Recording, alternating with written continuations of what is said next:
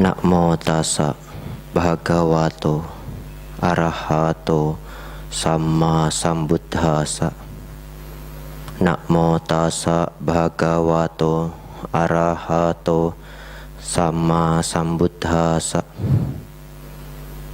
Namo tassa bhagavato arahato samma sambuddhassa. Kalena dhamma sakacca eta manggala muttaman ti.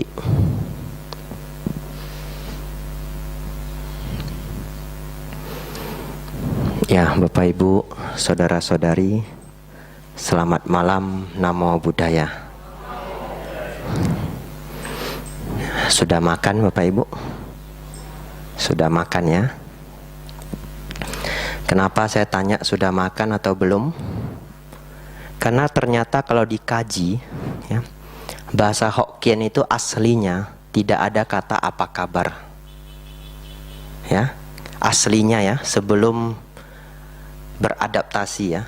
Jadi kalau ketemu itu nanyanya cak paleo boy.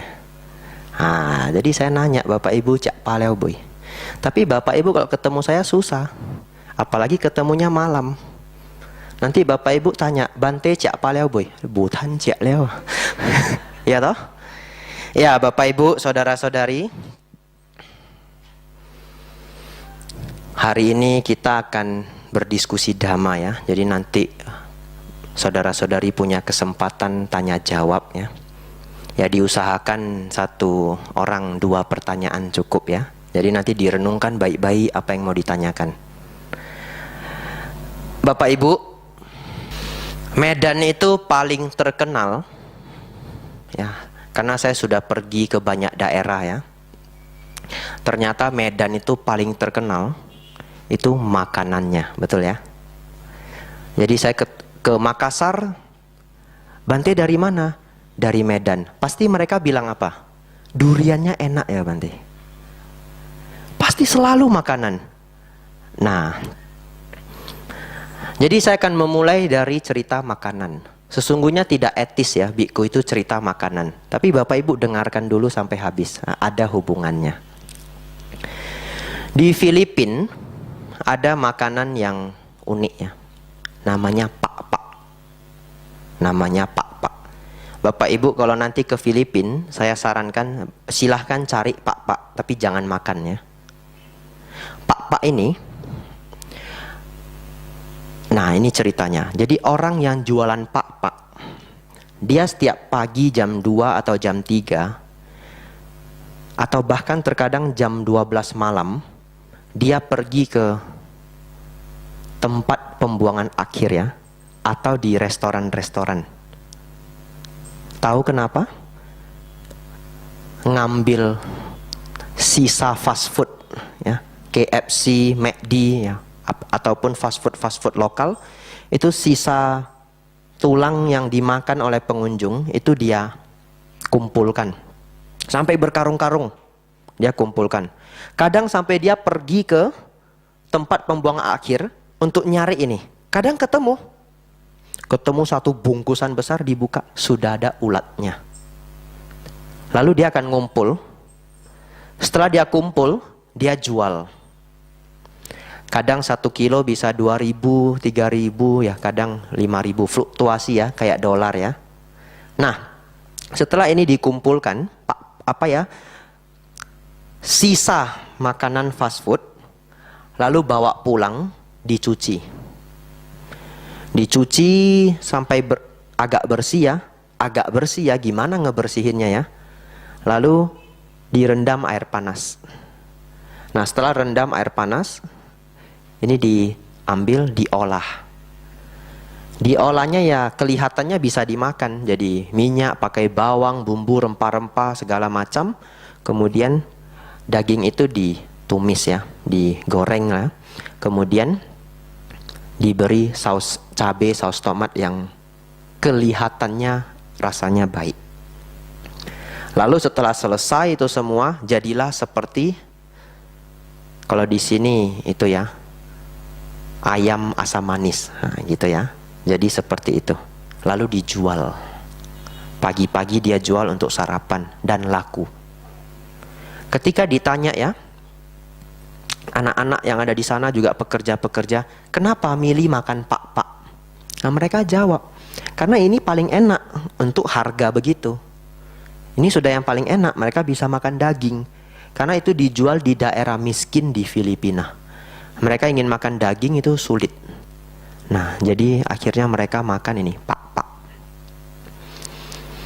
Di Haiti lebih rumit lagi Bapak Ibu.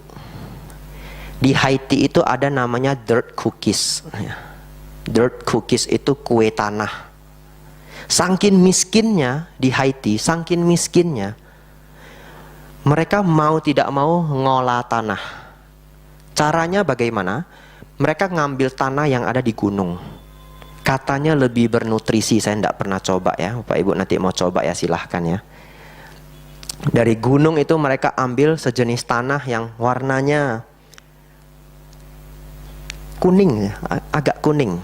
Jadi tanah itu setelah didapat mereka basahkan ya, buat jadi adonan. Jadi tanah itu agak liat sedikit.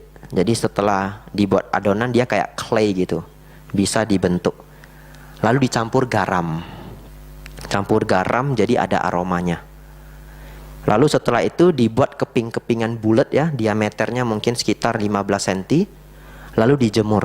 Tidak dimasak, dijemur. Jadi itu beneran ya kayak makan lempengan tanah liat, tapi ada asinnya. Nah, saking miskinnya di sana, itu menjadi salah satu pilihan apa boleh buat. Dan itu dijual di pasar, kepingan-kepingan. Nah Bapak Ibu, mendengar cerita seperti ini kadang kita berpikir ya, ini pertanyaan yang klasik sekali, ini pemikiran yang sangat klasik bagi umat Buddha. Kenapa ya ada orang yang semiskin itu dan ada orang yang begitu kaya ya? Ada orang yang terlahir sehat, ada yang terlahir sakit. Ini pertanyaan klasik Bapak Ibu. Jawabannya mungkin sederhana, karma. Ya, kita akan bahas nanti tentang karma. Tapi Bapak Ibu jangan meremehkan perenungan klasik ini. Karena ternyata walaupun seseorang sudah pernah dengar kata karma, kalau dia belum paham penuh, dia tidak akan yakin karma 100%. Nah karena dunia ini penuh dengan keragaman, jadi karena orang tidak bisa tahu ya, nasib itu kayak apa sih ya? Gimana biar agar nasib itu bisa selalu dipertahankan baik? Oleh karena itulah manusia menciptakan atau menemukan perkiraan-perkiraan nasib. Karena itu judul kita malam hari ini ya. Jadi karena dunia ini manusia bingung ini ya. Kenapa life is so random, begitu acak hidup ini, muncullah begitu banyak teknik-teknik. Salah satu teknik yang terkenal, ini orang Medan sangat lihai ya, Ichuji Gusaho Shitogoling Lakcoa. Iya ya, lihai, hafal ya. Saya dari belum sekolah saja saya sudah bisa Ichuji Gusaho Shitogoling Lakcoa. Nah, Xiao itu terkenal sekali. Baca wajah. Nah, orang Medan senang lihat baca wajah. Bukan orang Medan saja ya. Cuma saya asli orang Medan ya, jadi saya bilang orang Medan senang karena termasuk saya dulunya. Kita lihat wajah orang. Ini hidungnya besar, kan begitu ya? Bisa jadi tauke. Jadi dulu Bapak Ibu, saya hidungnya ini lumayan besar. Jadi mama saya itu senang sekali. Nah ini waiknya tanso tauke. Saya juga sudah senang ini. Wah nanti bakal pian tauke. Rupanya jadi biku Bapak Ibu. Nah sekarang gimana itu ya face readingnya itu, baca wajahnya itu bagaimana? Ada lagi yang lebih unik Bapak Ibu ya. Ini unik sekali, ini kisah nyata. Ada salah satu keluarga mama saya yang terkenal sangat jago baca ini, garis tangan. Kwa Chiu Hun, terkenal jago sekali. Jadi setiap orang yang sudah lihat, dia lihat sering akurat. Jadi waktu itu mama saya ajak saya untuk Kwamia ya. Tapi kebetulan ketemu pas acara keluarga. Nah, begitu dia lihat, Saya baru tahu ya Bapak Ibu, ternyata kalau lihat garis tangan itu bukan lihat ini saja. Dia lihat sampai ruas-ruas yang kecil, tangannya dibalik-balik, lihat pinggir-pinggiran. Nah, ini ya, dia cek semua. Nah, ini kan sudah pada cek toh. Nah, begitu dia lihat, dia bingung Bapak Ibu. Jadi saya baru tahu ini peramal bingung Bapak Ibu. Dia sudah lihat ya, dia bilang, "Lu kia sengkong aja ya," dia bilang gitu ya. Anakmu sukses, tapi boco sengli ya. Ah, iya, anakmu sukses, tapi tidak berbisnis. Dia lihat lagi, dia cek loading dia agak lama sedikit. Akhirnya dia hanya bilang ini nasihat dia untuk mama saya. Anakmu saat ini sedang melakukan apa? Kerjaannya itu apa? Jangan kasih berhenti. Jangan suruh berhenti. Lanjutkan saja, dia akan sukses. Karena dia berpikir di garis tangan ini tidak terlihat garis bisnis. Jadi, tapi sukses. Sehingga prediksi dia adalah suksesnya dari kerja. Karena ada orang yang kerja gajinya juga tinggi. Ada yang 50, ada yang 100, ada yang 200. Karena gaji itu unlimited ya, bisa dikatakan begitu. Kalau kerja jadi manajer di airport Dubai ya gajinya miliaran. Nah, jadi begitu dia ngomong begitu, dipikir-pikir kejadian juga. Kenapa? Karena begitu saya berhenti dari pekerjaan saya, tidak pulang-pulang Bapak Ibu. Ya toh? Setelah saya resign kerja, saya ke Mendut, saya tidak pulang-pulang sampai 2,5 tahun. Nah, kalau mau dikatakan sukses, saya menganggap diri saya sangat sukses. Tapi sukses itu kan tidak hanya uang. Setiap orang punya makna suksesnya sendiri. Sebenarnya salah satu kriteria sukses itu adalah memiliki hidup yang bermakna. Karena tidak jarang saya ketemu orang yang sudah punya kekayaan yang sangat besar, tapi dia merasa hidupnya tidak berarti. Kira-kira 1,5 bulan yang lalu saya didatangi seorang pengusaha yang sangat sukses di Yogyakarta. Dia pemilik properti. Begitu datang, non-Buddhis lagi Bapak Ibu. Begitu datang dia cerita, "Bante, saya stres. Pakai celana pendek, saya stres nih." Gimana saya mau jawab ya? Iya, duduk Pak, duduk. Coba ceritakan stresnya apa. Intinya dia mengatakan, "Saya mau bunuh diri Bante." Bapak Ibu tahu dalam 1 minggu, Mendut itu sangat sepi Bapak Ibu. Sangat sepi, tidak ada kegiatan. Tapi sesekali ada yang datang untuk konsultasi. Tidak sering juga sesungguhnya, tapi musiman. Iya, jadi kalau orang stres itu juga musiman Bapak Ibu. Ini dalam 1 minggu 3 orang datang.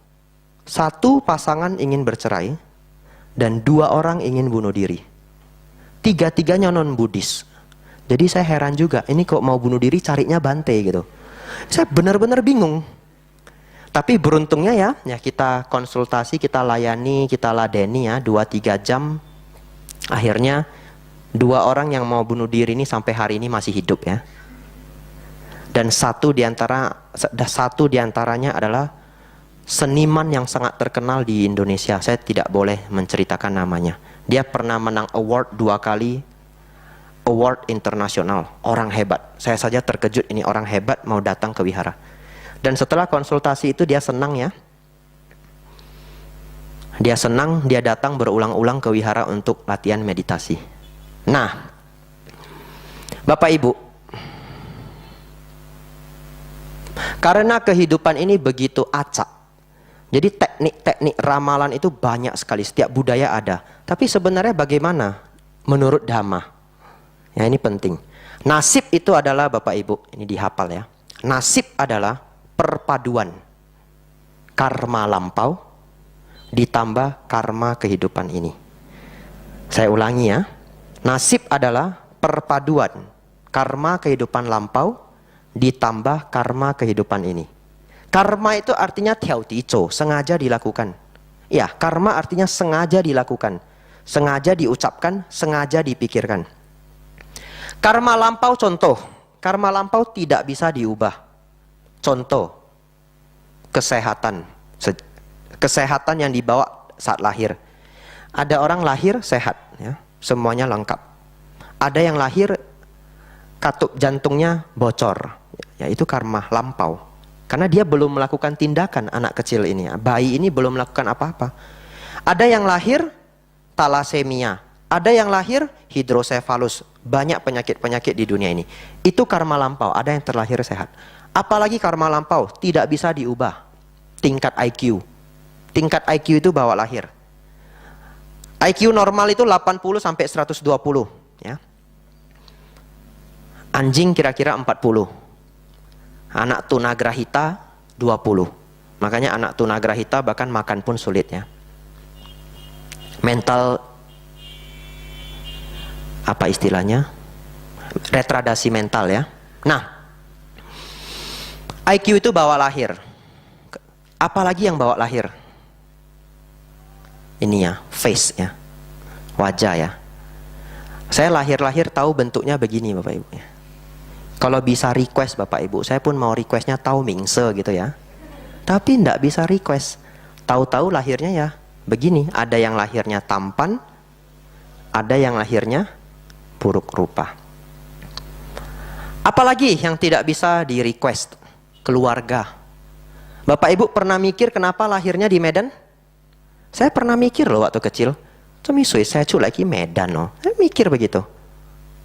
Kenapa lahir di keluarga ini, di kota ini, dan itu tidak bisa kita pilih. Kalau dulu saya bisa request, ini bukan mau jadi pengkhianat keluarga ya kan, kalau bisa request ya. Saya mau requestnya Belgia atau Swedia. Kenapa? Karena per kapita dunia dia paling tinggi. Jadi kalau lahir di Swedia, per kapitanya sudah lebih kurang 250 juta per bulan. Pendapatan orang Swedia. Bapak Ibu letakkan iPhone itu nggak hilang.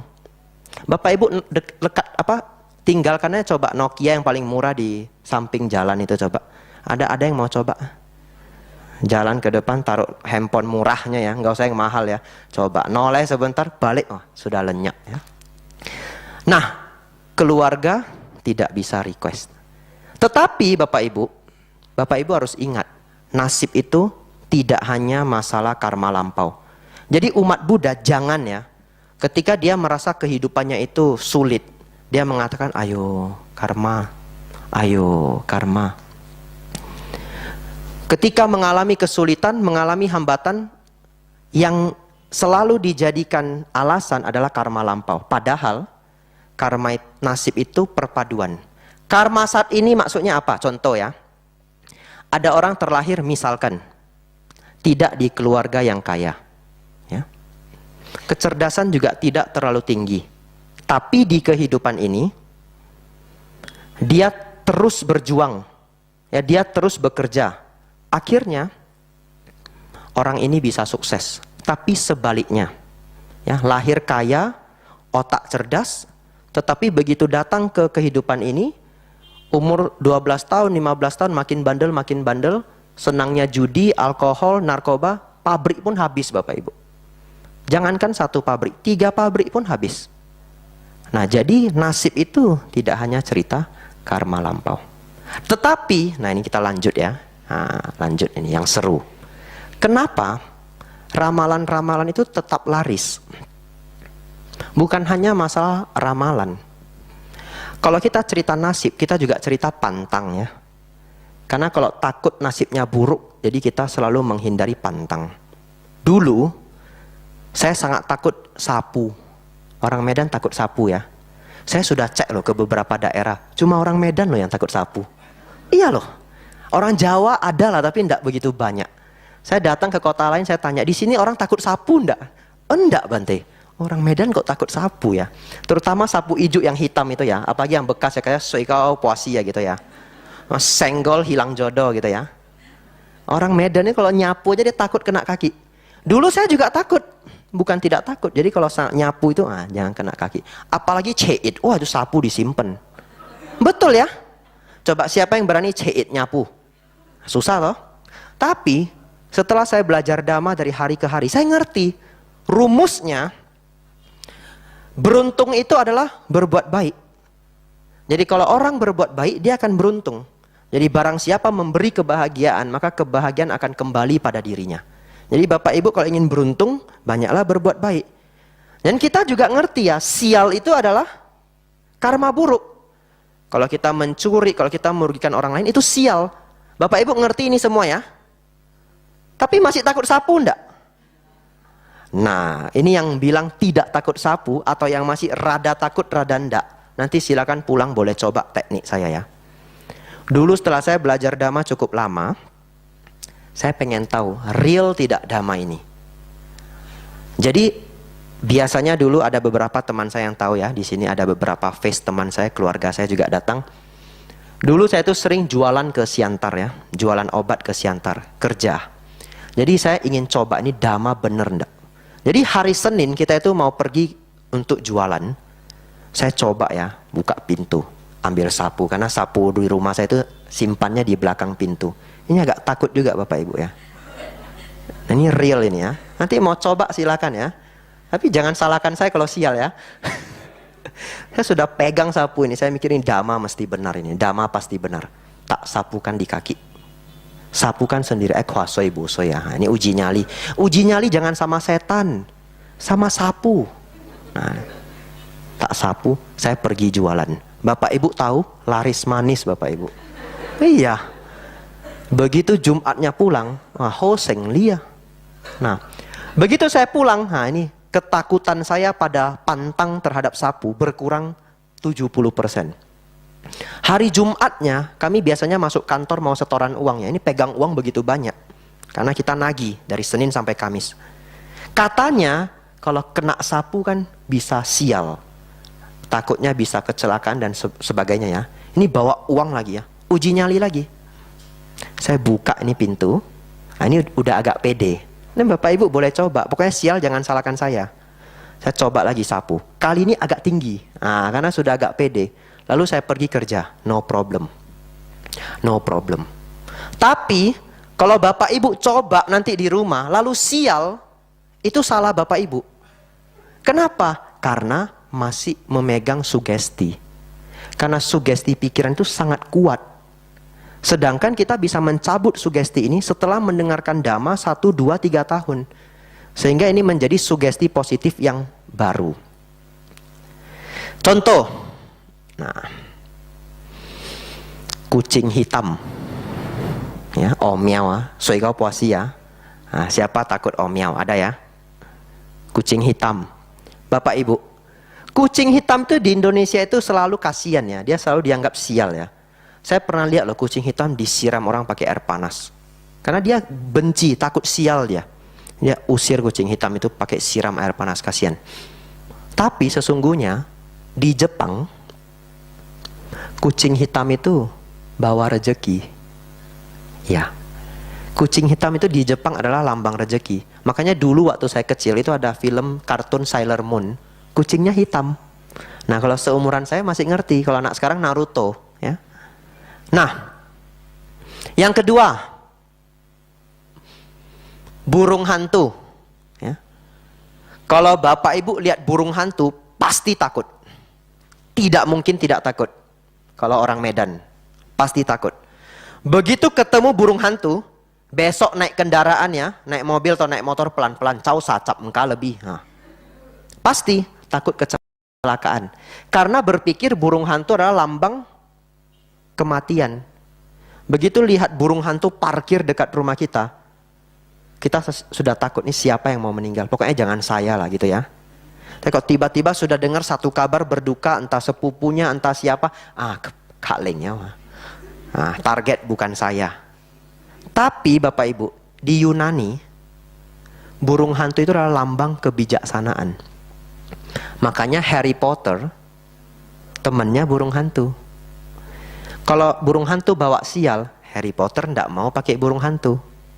Kalau Bapak Ibu nanti satu waktu ke Thailand ya, ngomong Thailand itu budaya masih dekat dengan Medan ya. Kalau Bapak Ibu nanti satu hari ke Thailand, Bapak Ibu bisa lihat pernak-perniknya. Sangat banyak ornamen burung hantu. Karena mereka tidak memaknai burung hantu sebagai kesialan. Kita orang Indonesia memaknai burung hantu sebagai kesialan. Dan ini masuk ke sugesti kita. Pikiran itu sangat kuat Bapak Ibu. Medan pernah mengundang Adiwe Gunawan ya. Beberapa kali. Saya pun pernah satu kali sepertinya ikut ketika masih umat. Pak Adi W. Gunawan pernah membuat ini ya, atraksi ya, tapi atraksi real. Dia undang salah satu peserta untuk naik ke atas pentas ya. Anggaplah peserta ini namanya Robin ya. Jadi dia tanya, namanya siapa Pak? Robin ya. Boleh saya pinjam namanya? Gimana maksudnya pinjam nama ya? Boleh saya pinjam nama Bapak Ibu? Bingung toh? Nah, coba anggap saja ambil namanya di kantong. Anggap saja ya, dia ikut toh. Anggap saja. Nah, sekarang namanya berikan ke saya. Begitu dia ambil namanya, ini nama Bapak di saya ya. Saya simpan ya. Nah, dia simpan di ini kantong saku. Namanya siapa? Xiao Bichut. Lihat KTP-nya. Buka. Orangnya ngambil KTP. Begitu dia lihat KTP-nya. Namanya siapa? Ini sambil lihat KTP loh. Tong Bichut ah. Dia lihat. Tanggal lahir berapa? 24 April 1981. Namanya siapa? Nggak bisa dia ucapkan. Pekerjaan? Wirawasta. Nama siapa? Nggak bisa dia ucapkan. Lalu Pak Adi W. Gunawan keluarkan namanya lagi ya. Nah, coba Pak ambil namanya. Orangnya ngambil. Ini, taruh lagi. Dia taruh di dada seakan-akan ya. Namanya siapa? Robin. Sukses. Lalu Pak Adi W. Gunawan jalan ya. Ini kebetulan ada air ya. Ini ada kamera ini ya. Nanti jangan pikir saya buat sulap ya. Dia bawa air. Dia bilang, Pak ini air panas Pak, air panas. Hati-hati ya, air panas. Panas benar. Padahal air biasa. Lalu dia minta orangnya pegang. Air panas Pak, hati-hati. Begitu dia pegang, orangnya baru pegang saja airnya. Dia sudah, panas. Sampai dia mau letakkan. Nggak apa-apa, pegang. Panas. Coba minum. Suruh orangnya minum. Hati-hati, coba minum. Begitu dia minum, dia keluarkan sedikit. Panas katanya, panas. Pertanyaannya, airnya panas atau tidak? Tidak panas. Pertanyaan saya, siapa yang buat air itu jadi panas? Pikirannya. Betul ya? Itulah salah satu bukti betapa kuatnya pikiran. Maka Bapak Ibu, pikiran itu kuat sekali, sangat kuat. Dan kalau kita salah menggunakan pikiran, hajablah sudah. Bapak Ibu tahu, orang yang depresi berat, sampai mau bunuh diri, itu karena dia tidak tahu mengelola pikiran. Tidak ada yang lain. Nah, cerita tentang pikiran, sebelum kita tanya jawab ya, kita punya waktu sampai sekitar jam 9. Ada satu kisah nyata ketika saya tinggal di Tangerang, Dharma Ratna. Saya pernah tinggal di Dharma Ratna sekitar 4 bulan. Nah, kalau Bapak Ibu pernah ke Dharma Ratna, itu adalah wihara yang paling dekat dengan Bandara Soekarno-Hatta. Jadi kalau Bapak Ibu satu hari ke Bandara Soekarno-Hatta, boleh berkunjung ke Dharma Ratna. Cari di GPS, Dharma Ratna, akan keluar Jurumudi. Hanya 15 menit kalau tidak macet. Tapi Jakarta kalau jam sibuk sangat macet. Nah, wihara itu tinggi besar. Wihara kota, jadi karena di kota itu tanah mahal, jadi mereka buat menjadi tinggi. 6 lantai sepertinya. 6 lantai. Nah, ini ada yang unik dengan wihara itu ya. Kalau Bapak Ibu berkunjung ke wihara itu, saya sarankan jangan buka jendela. Ingat ya, kalau Bapak Ibu nanti ingin berkunjung ke wihara itu, mau minta nginap misalkan, boleh nginap. Kalau Bapak Ibu bisa kenal salah seorang biku di sana, boleh. Bante, saya izin nginap 1 hari 2 hari ya silakan. Tapi jangan buka jendelanya. Kenapa? Pernah satu kejadian seperti ini. Ada umat ya, datang dari jauh karena paling dekat dengan bandara, jadi dia datang ke Dharma Ratna. Bante, kami ingin nginap, ibu-ibu 2 orang. Ya silakan, pakai kamar tamu ya, karena biku di lantai 3, lantai 4, di lantai 2 ada kamar tamu. Dikasihlah ibu ini di kamar tamu. Jam 10 malam ibu ini buka jendela ya. Bapak Ibu tahu kalau buka jendela apa yang terlihat? Kuburan Cina Bapak Ibu. Begitu dia buka itu jendelanya, langsung dia kemas semua kopernya. Itu jam 10 malam ya. Dia langsung turun. Cari bantainya, ketuk-ketuk. Bante. Saya izin ya Bante ya, saya pindah ya. Lo mau kemana? Oh enggak apa-apa Bante, kami di hotel saja katanya begitu. Dia jam 10 dia rela, dia tidur di hotel. Bapak Ibu bayangkan tidur di hotel jam 10 kan ruginya minta ampun toh. Karena besok mungkin dia sudah terbang. Karena dia sengaja di sana supaya dekat dengan bandara. Nah, saat saya di Dharma Ratna, kami melaksanakan retreat meditasi ya. Tapi retreat ini tidak formal. Jadi hanya beberapa orang yang tahu. Tidak formal maksudnya tidak dipublis. Tidak dipublis, jadi hanya beberapa orang yang memang dekat dengan wihara, dia ikut retreat itu. Waktu itu, kami biasanya retreat itu mulai meditasi tepat jam 5. Jadi peserta sudah harus meditasi pas jam 5. Salah satu peserta, dia kenal dengan operator CCTV. Ya, sepertinya di sini tidak ada CCTV-nya. Dia kenal dengan operator CCTV, sehingga dia tahu cara mengakses video CCTV lewat HP. Karena retreat itu memang bukan retreat formal, jadi HP tidak disita. Pagi dia bangun sekitar jam 4.40 dia bangun. Atau mungkin kurang. Begitu dia bangun, ini orang memang agak kurang kerjaannya. Ya maklum ya, orang banyak jenis ya Bapak Ibu. Begitu dia bangun, dia cek HP. Open CCTV kamera. Untuk apa? Kurang kerjaan, dia mau lihat sudah ada nggak orang yang meditasi. Ya toh? Karena orang kan kepo, wajar ya. Dia cek ini, ada ndak yang pagi-pagi meditasi. Karena dia melihat kalau ada, wah rajin bener, maksudnya begitu. Dan maksud dia lagi, kalau belum ada yang turun, dia mau tidur 10 menit lagi. Kan gitu ya. Nah 10 menit itu berharga kalau bangunnya jam 4-an. Nah, lalu dia lihat, ini real. Saya lihat dengan mata kepala saya sendiri.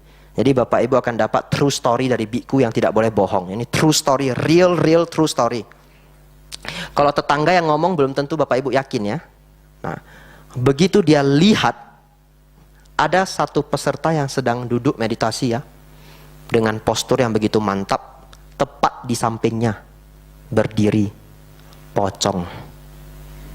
Cincinnya ini ya, ada pocong, ada kuncupnya lagi. Saya lihat sendiri, ini ada kamera lagi. Tidak mungkin saya berani mereka-reka cerita ya. Ada foto pocong. Lalu orang ini capture. Setelah capture, dia nggak berani lihat lagi. Dia simpan. Dia turun juga meditasi. Nah, setelah dia turun selesai ya, kami setelah siap makan pagi, diperlihatkanlah foto ini ke saya. Saya lihat, terkejut sekali. Ini cincin pocong ini ya, lihai ya. Saya sampai sempat berpikir ya, ini sudah hebat ini bisa ambil foto pocong ya. Kalau Bapak Ibu ada di antara Bapak Ibu yang tahu ya, cara merekam hantu yang bisa membuktikan itu benar-benar teknik merekam hantu, Bapak Ibu pasti dapat hadiah Nobel. Serius loh. Karena hantu itu adalah misteri sains yang selama ini tidak pernah terpecahkan, tidak diakui sains sampai hari ini. Bapak Ibu bisa membuat hantu diakui sains, pasti hadiah Nobel. Nah, saya sudah mikir ya, jangan-jangan saya bisa dapat hadiah Nobel ya. Nah, begitu saya lihat ini, kami datangilah peserta yang di PDKT-in sama pocong itu ya.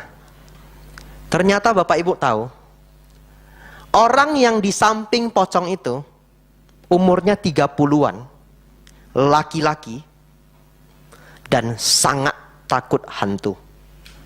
Iya, dia sudah takut hantu sejak kecil. Aduh, takut hantunya luar biasa.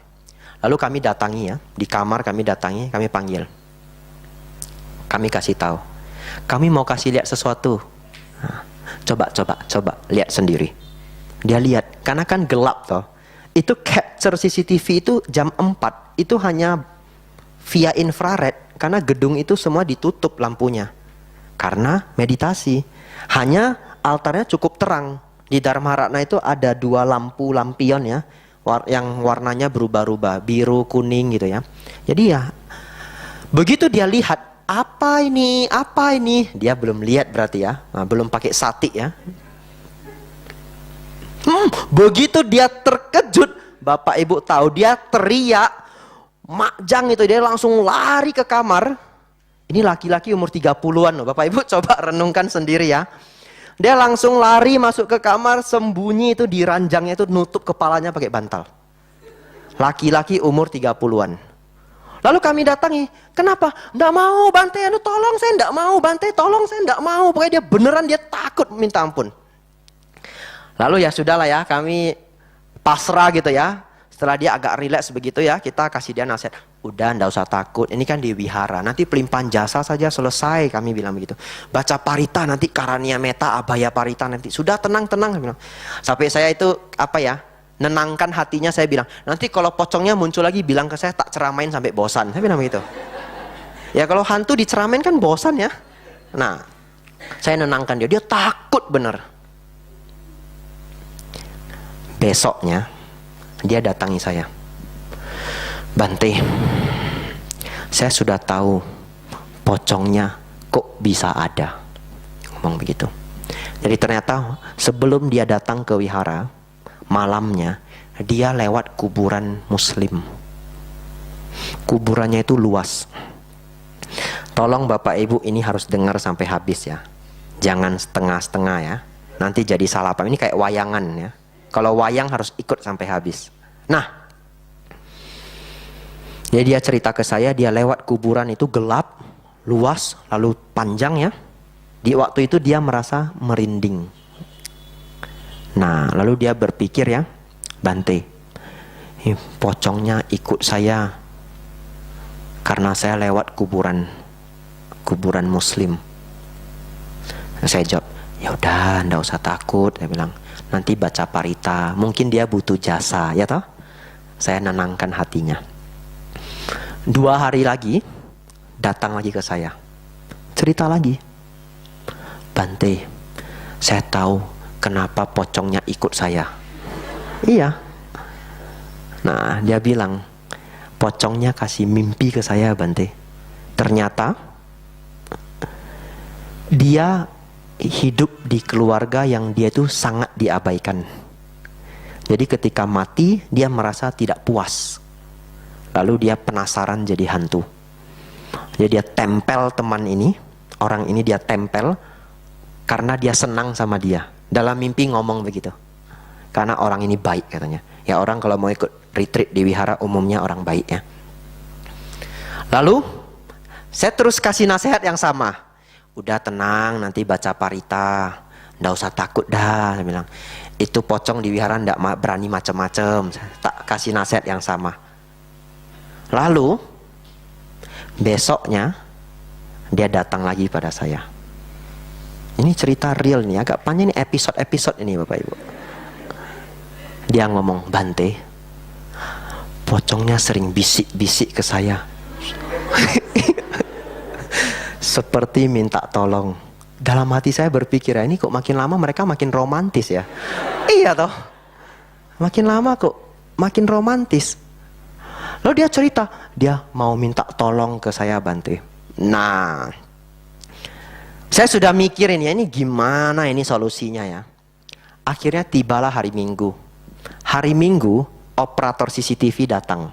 Namanya Hengki ya. Kalau nanti ke Dharma Ratna bisa ketemu Ko Hengki. Dia yang handle CCTV. Begitu saya ingat, CCTV itu bisa preview, betul ya?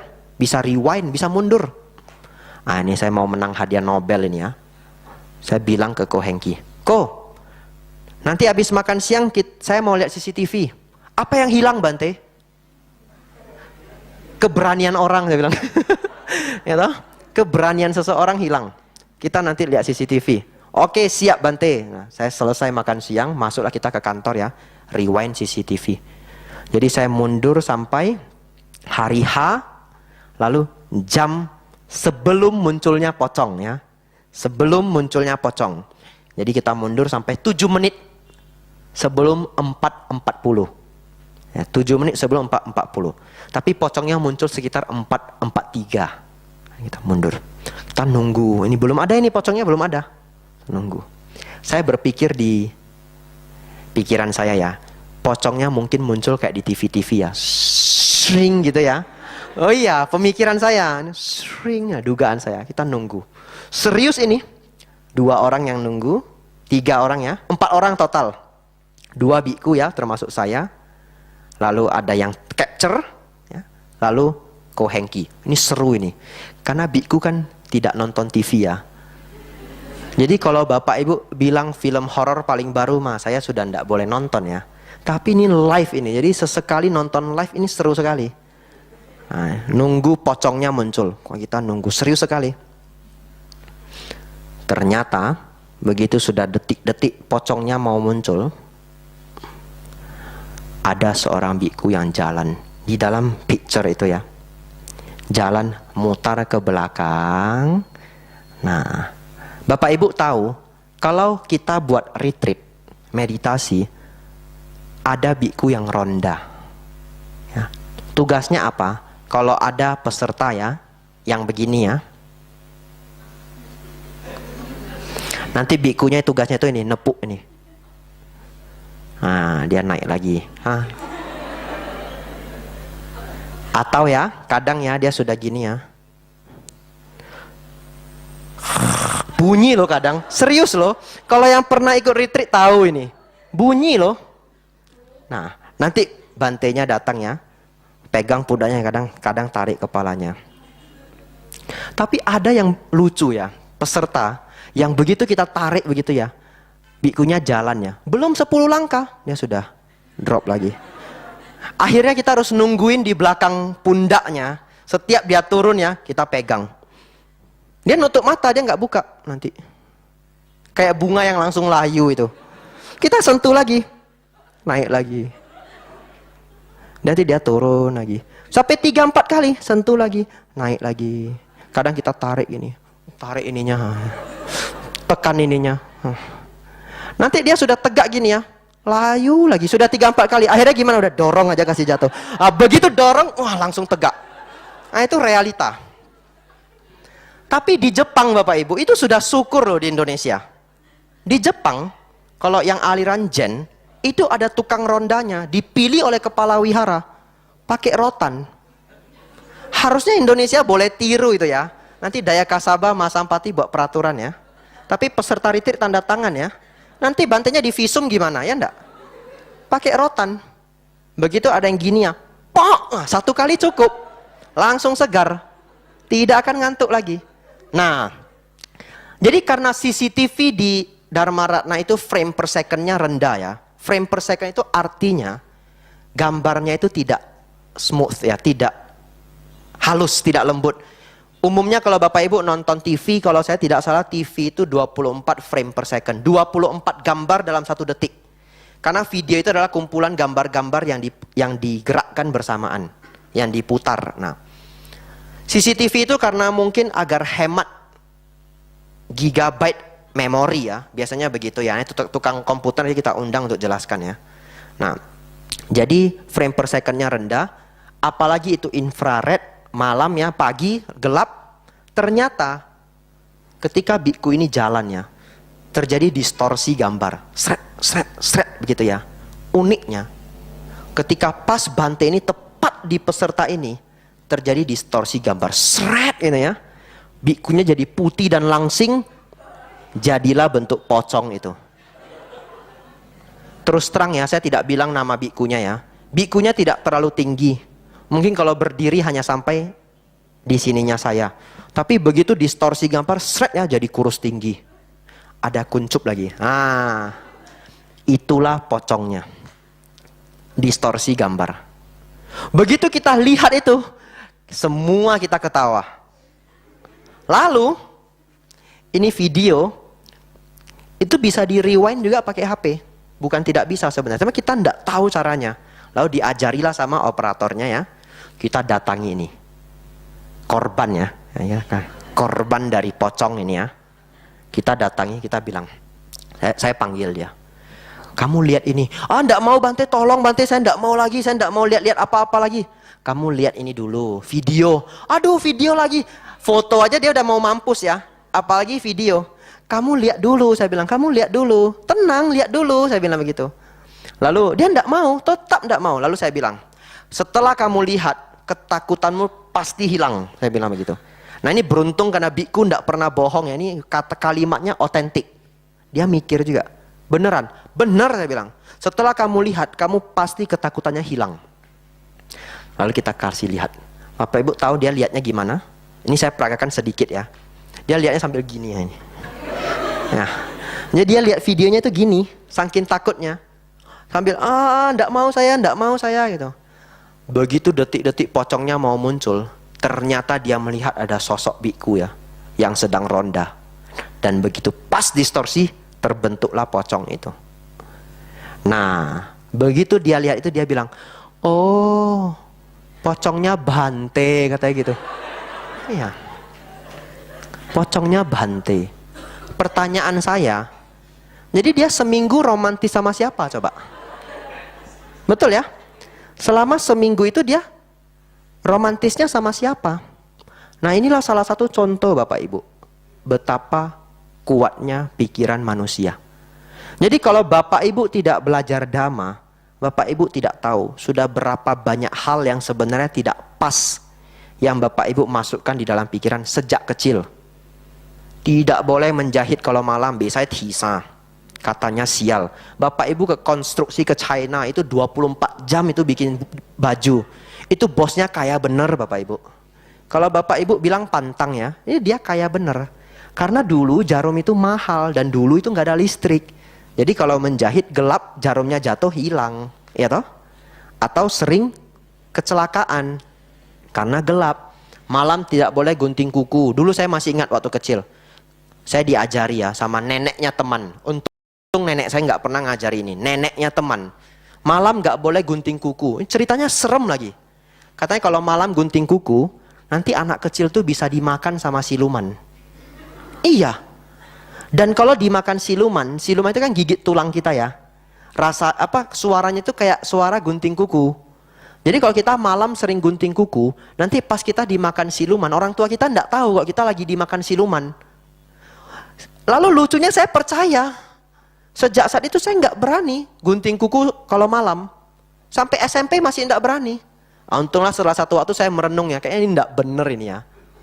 Barulah saya mencoba berani untuk gunting kuku malam hari. Terus silumannya enggak muncul ya. Mungkin satu hari kita harus gunting kuku rame-rame ya. Silumannya muncul kita tangkap gitu ya. Tapi harus satu orang jadi korban ya. Kebetulan saya paling gemuk di sini ya. Nah Bapak Ibu, jadi kita harus berhati-hati dengan pikiran. Sebelum tanya jawab ya, harus saya tutup dengan satu penjelasan yang baik ya.